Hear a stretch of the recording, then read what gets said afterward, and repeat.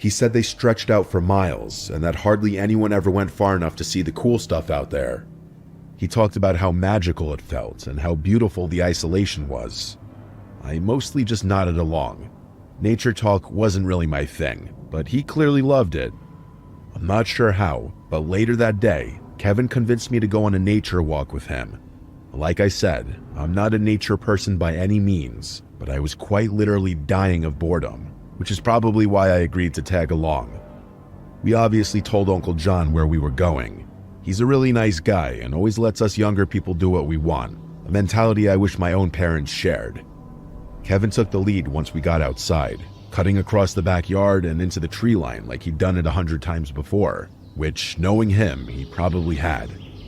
The woods were thick, but not totally wild. There was a kind of natural path that Kevin was following. It wasn't late in the day, so I wasn't super worried about the sun setting.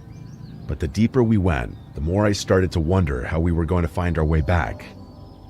After about 20 minutes of walking, I asked Kevin if he was sure he knew where we were, and he just laughed. He told me he knew these woods like the back of his hand, and that he'd been exploring them since he was a kid. We'd been walking for maybe another 20 minutes when we both stopped at the same time. From somewhere up ahead, we heard this loud thunk, like something heavy slamming into wood. It didn't sound like an animal or someone stepping on a branch. It was reoccurring, like a pause, then another hit, then another pause and another hit. It sounded like a hammer or mallet being driven against a tree. That's the best way I can describe it. Kevin looked at me, and I could tell he was trying to figure it out too. That sound didn't sound too close, but it was loud enough to be clear.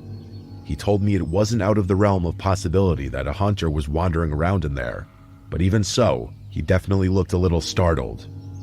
Eventually, the sound stopped. I asked if he wanted to turn back, but he shook his head. I could tell he was curious now, and I'll admit I was kind of too.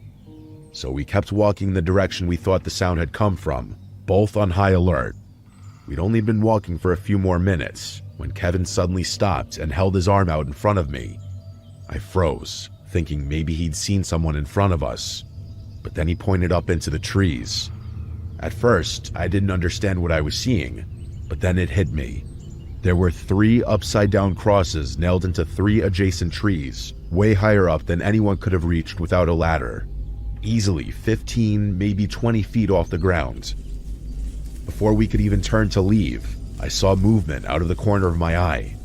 I whipped my head around, and to my horror, there was a person standing